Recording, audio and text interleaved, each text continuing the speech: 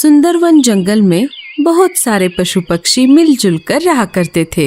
उसी जंगल में लाडो नाम की चिड़िया अपने 2 बच्चों के साथ रहती थी। लाडो बहुत मेहनती और दयालु चिड़िया थी। दिन होते ही अनाज की खोज में जाना और शाम होते ही वापस आकर अपने भूखे बच्चों को खिलाना, यही लाडो का काम था। उसके पड़ोस में ही बुलबुल चिड़िया रहती थी। उसके भी 2 बच्चे थे। उसका घर मिट्टी का था, उस वजह से उसे गर्मी के मौसम से बड़ी राहत मिलती थी। चलो बच्चों, अब नहाने का समय हो चुका है। चलो चलो नहाने। नहीं मम्मी, हमें नहीं नहाना। हम घर से बाहर कहीं भी नहीं जाते, फिर भी आप हमें रोज रोज नहलाती हो। अरे बच्चों, तुम दिन भर खेलते रहते हो, इस वजह से तुम गंदे हो जाते हो। अगर रोज नहीं नहाओगे तो तुम्हारे पंखों से बदबू आने लगेगी। बुलबुल के बच्चों को नहाना पसंद नहीं था, फिर भी बुलबुल उनको जबरदस्ती से नहलाती थी। बुलबुल ने अपने बच्चों को नहलाया और उनको घर के ऊपर सूखने के लिए बाहर खड़ा कर दिया। चलो, अब मेरे काम का समय शुरू हो जाएगा। जंगल के पंछी एक एक करके मेरे स्विमिंग पूल में नहाने आएंगे। बुलबुल बहन, क्या मैं मेरे बच्चों को नहलाऊं? हाँ हाँ, क्यों नहीं, पर तुम्हें पता है ना, एक बच्चे को एक बेरी। हाँ हाँ, मुझे मालूम है। ये लो 2 बेरियां। रानो भी अपने बच्चों को नहलाने लगी। एक एक करके जंगल के सारे पंछियों ने अपने अपने बच्चों को नहलाया। लाडो भी अपने बच्चों को नहलाना चाहती थी। वो बुलबुल के पास चली आती है। बोलो लाडो, क्या काम है? बुलबुल बहन, मुझे भी मेरे बच्चों को नहलाना है। हाँ हाँ, क्यों नहीं, लाओ फिर 2 बेरियां।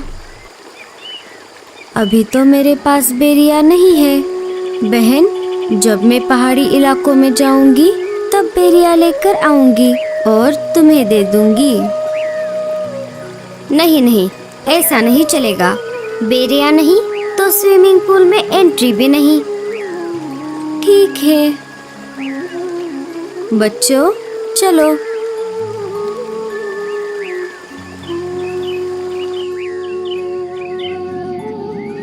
माँ, हमें भी बुलबुल आंटी के स्विमिंग पूल में नहाना है। लाडो ने बच्चों को समझाते हुए कहा। नहीं बच्चों, हम नहाने के लिए नदी में जाएंगे, वहाँ का पानी साफ सुथरा है। लाडो अपने बच्चों को स्विमिंग पूल में नहलाना चाहती थी। बेचारी लाडो कर भी क्या सकती थी। बेरियों का पेड़ ऊंचे पहाड़ी पर था और लाडो अपने बच्चों को अकेला घर पर छोड़कर उतनी दूर नहीं जाना चाहती थी। वो अपने बच्चों को लेकर नदी पर आ जाती है और एक एक करके उनको नदी के पानी में नहलाती है।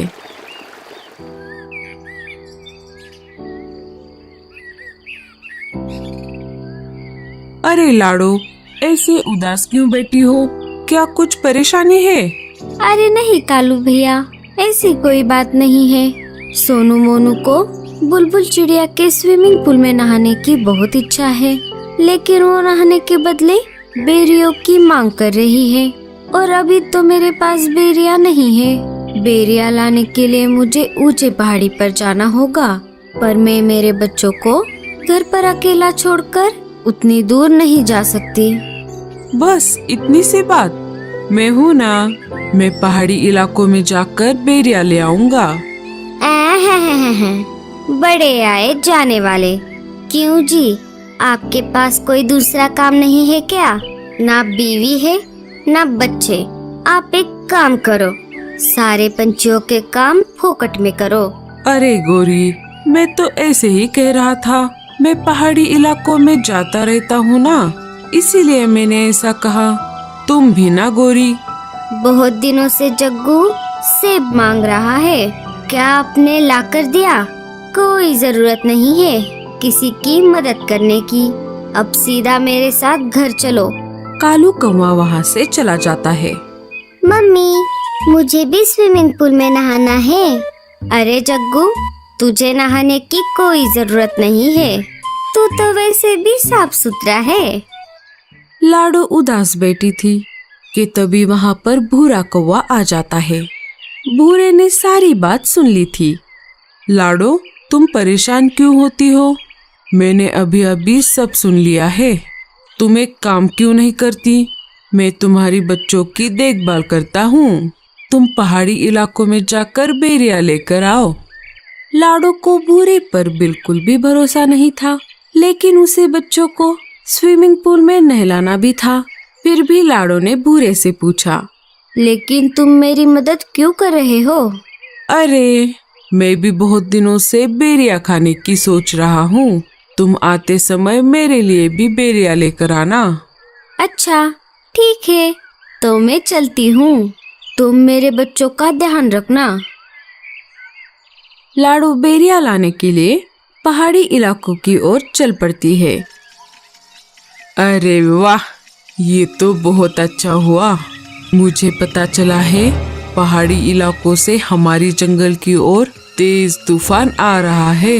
मुझे नहीं लगता कि लाडो उस तेज तूफान में बच पाएगी। फिर मैं इन दो बच्चों को घर से बाहर फेंक दूंगा। लाडो के जाते ही भूरा बच्चों को घोंसले से बाहर निकाल देता है और घोंसले का दरवाजा लगा लेता है। बच्चे अपनी माँ की याद में रोने लगते हैं।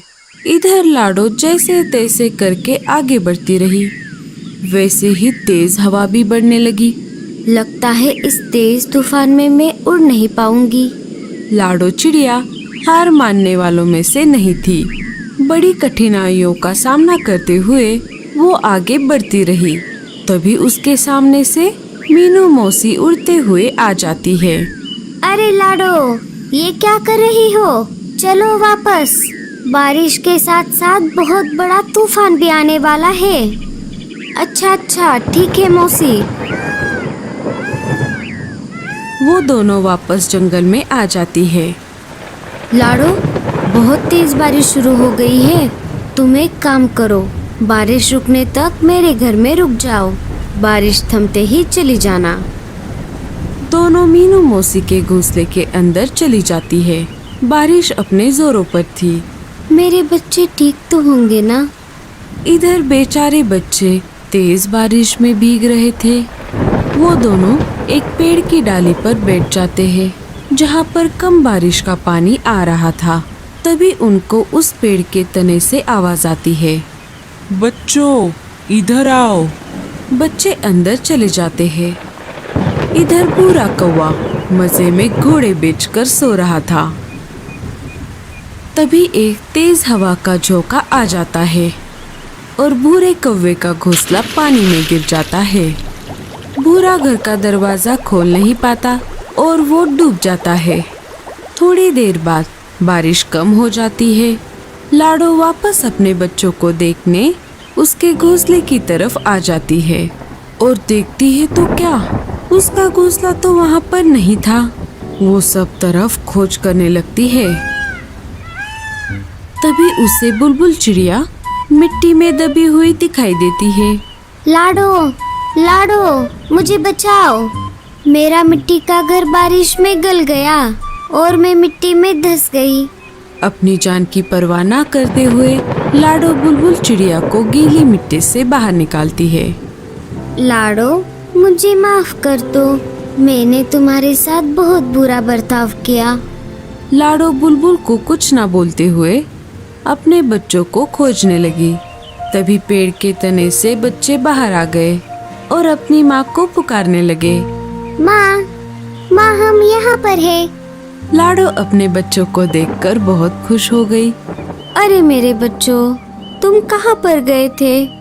माँ, आपके जाते ही उस भूरे अंकल ने हमें घर से बाहर निकाला था और हम यहाँ पर आ गए थे।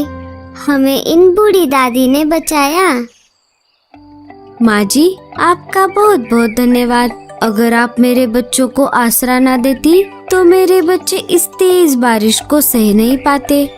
कुछ दिन गुजर जाते हैं। फिर एक दिन सारे पंछी मिलकर जंगल के बीचों बीच खुले मैदान में एक बड़ा सा स्विमिंग पूल बना देते हैं जिसमें वो रोज नहाने लगते हैं। दोस्तों, आपको स्विमिंग पूल में नहाना अच्छा लगता है या नदी में? हमें कमेंट्स में जरूर बताना। और स्टोरी अच्छी लगे तो लाइक, शेयर और सब्सक्राइब जरूर करना।